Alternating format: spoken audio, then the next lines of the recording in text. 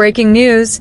Massive explosions just rocked Venezuela's capital, Caracas, early this morning. At least 7 blasts and low-flying jets were reported, cutting power to parts of the city. Reports confirm President Trump ordered targeted strikes on military facilities inside the country. President Maduro has immediately declared a national state of emergency, condemning this as grave U.S. military aggression to seize oil resources.